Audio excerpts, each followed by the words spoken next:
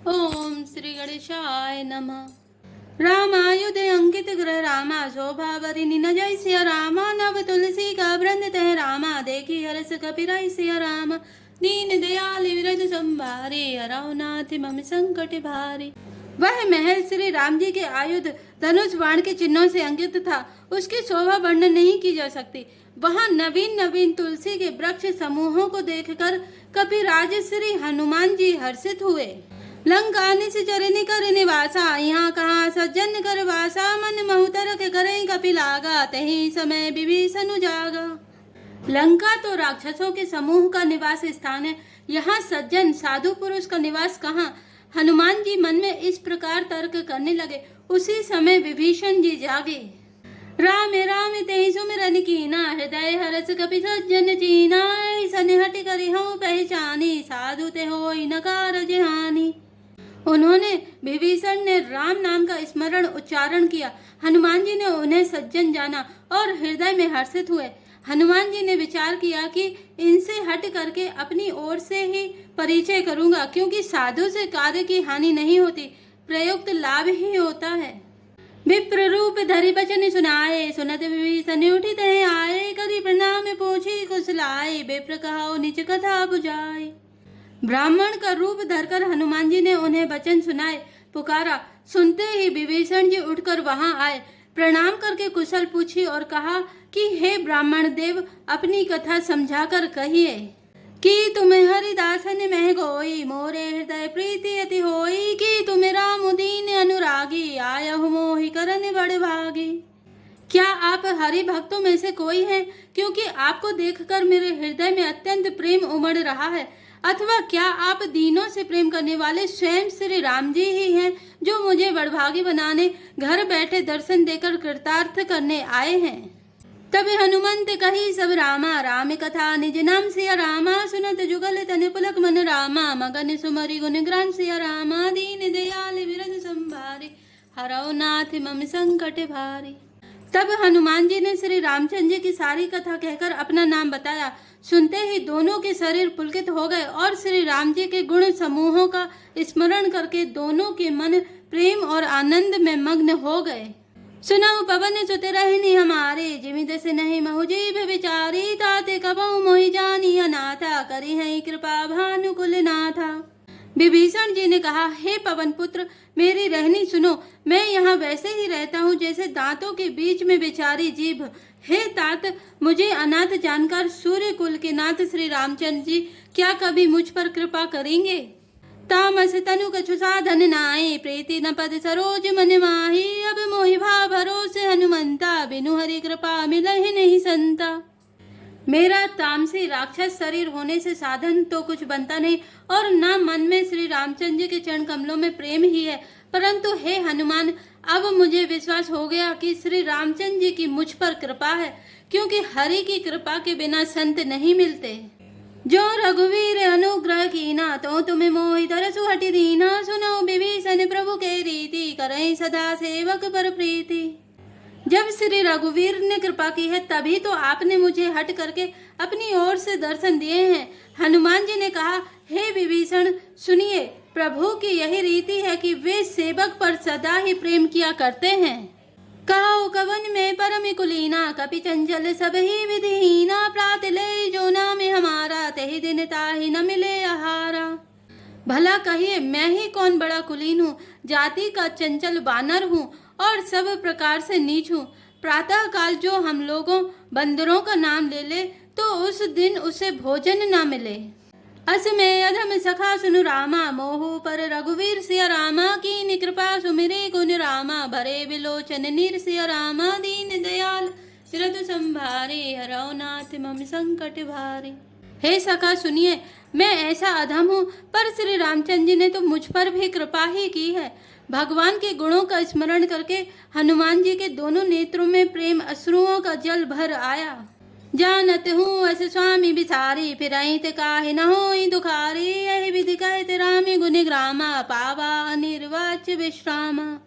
जो जानते हुए भी ऐसे स्वामी श्री रघुनाथ जी को भुलाकर विषयों के पीछे भटकते फिरते हैं, वे दुखी क्यों ना हो। इस प्रकार श्री राम जी के गुण समूहों को कहते हुए उन्होंने अनिर्वचनीय परम शांति प्राप्त की। पुनि सब कथा विभीषण कही, जही विधि जनक सुता तह रही। तब हनुमंत कहा, सुनु भ्राता, देखी चाहूं जानकी माता। फिर विभीषण जी ने श्री जानकी जी की जिस प्रकार वहां लंका में रहती थी वह सब कथा कही। तब हनुमान जी ने कहा, हे भाई सुनो, मैं जानकी माता को देखना चाहता हूँ। जुगुति विभीषण सकल सुनाई, चले पवन सुत विदा कराई। करि सोई रूप गयो पुनि तहवा, वन अशोक सीता रह जहवा। विभीषण जी ने माता के दर्शन की सब युक्तियां उपाय कह सुनाई। तब हनुमान जी विदा लेकर चले। फिर वही पहले का मशक सरीखा रूप धरकर वहां गए जहां अशोक वन में वन के जिस भाग में सीता जी रहती थीं। देखी मन ही मनुकीन प्रणामा, बैठी बीती जाति निस जामा। कृष तनु शीस जटा एक बेनी, जपति हृदय रघुपति गुण श्रेणी। सीता जी को देखकर हनुमान जी ने उन्हें मन ही में प्रणाम किया। उन्हें बैठे ही बैठे रात्रि के चारों पहर बीत जाते हैं। शरीर दुबला हो गया है, सिर पर जटाओं की एक वेणी लट है। हृदय में श्री रघुनाथ जी के गुण समूहों का जाप स्मरण करती रहती हैं। निज पद नयन दिए मन रामा, राम पद कमल लीन सिया रामा। परम दुखी भा पवन सुत रामा, देखी जानकी दिन सिया रामा। दीन दयाल विरध संभारी, हरौ नाथ मम संकट भारी। श्री जानकी जी नेत्रों को अपने चरणों में लगाए हुए हैं, नीचे की ओर देख रही हैं और मन श्री राम जी के चरण कमलों में लीन है। जानकी जी को दीन दुखी देखकर पवन पुत्र हनुमान जी बहुत ही दुखी हुए। तरु पल्लव बहुरा लुकाई, करई विचार करऊ का भाई। तई अवसर रावण तह आवा, संग नारी बहु के बनावा। हनुमान जी वृक्ष के पत्तों में छिपे रहे और विचार करने लगे कि हे भाई, क्या करूं, इनका दुख कैसे दूर करूं। उसी समय बहुत सी स्त्रियों को साथ लिए सज धज कर रावण वहां आया। बहुविधि खल सीतई समुझावा, सामे दान भय भेद दिखावा। कह रावण सुनु सुमुख सयानी, मंदोदरी आदि सब रानी। उस दुष्ट ने सीता जी को बहुत प्रकार से समझाया, साम दान भय और भेद दिखलाया। रावण ने कहा, हे सुमुखी, हे सयानी, सुनो मंदोदरी आदि सब रानियों को। तब अनुचरी करऊं पन मोरा, एक बार बिलोक मम ओरा। तृण धरी ओट कहति वैदेही, सुमरी अबध पति परम स्नेही। मैं तुम्हारी दासी बना दूंगा, यह मेरा प्रण है। तुम एक बार मेरी ओर देखो तो सही।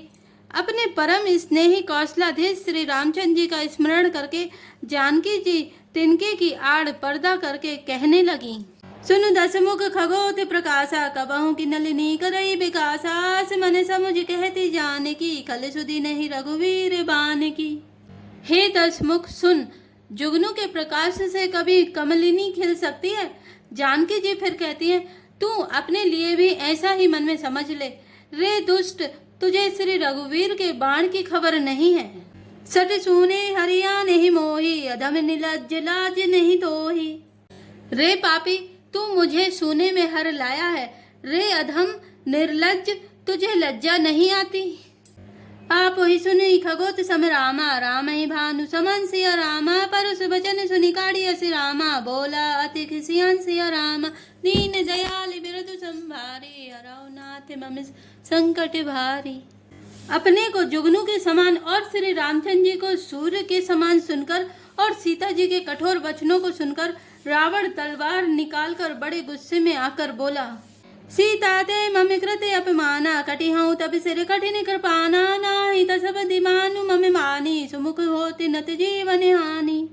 सीता, तूने मेरा अपमान किया है, मैं तेरा सिर इस कठोर कृपाण से काट डालूंगा। नहीं तो अब भी जल्दी मेरी बात मान ले। हे सुमुखी, नहीं तो जीवन से हाथ धोना पड़ेगा।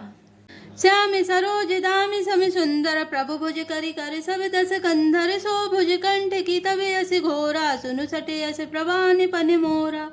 सीता जी ने कहा, हे दशग्रीव, प्रभु की भुजा जो श्याम कमल की माला के समान सुंदर और हाथी की सूंड के समान पुष्ट तथा विशाल है, या तो वह भुजा ही मेरे कंठ में पड़ेगी या तेरी भयानक तलवार ही। रे सठ सुन, यही मेरा सच्चा प्रण है।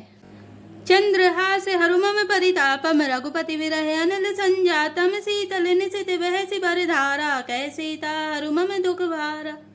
सीता जी कहती हैं, हे चंद्रहास तलवार, श्री रघुनाथ जी के विरह की अग्नि से उत्पन्न मेरी बड़ी भारी जलन को तू हर ले। हे तलवार, तू शीतल तीव्र और श्रेष्ठ धारा बहाती है, अर्थात तेरी धारा ठंडी और तेज है। तू मेरे दुख के बोझ को हर ले।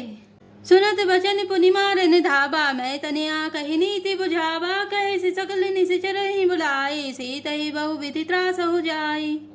सीता जी के ये वचन सुनते ही वह मारने दौड़ा। तब मैं दानव की पुत्री मंदोदरी ने नीति कहकर उसे समझाया। तब रावण ने सब राक्षसियों को बुलाकर कहा कि जाकर सीता को बहुत प्रकार से भय दिखलाओ।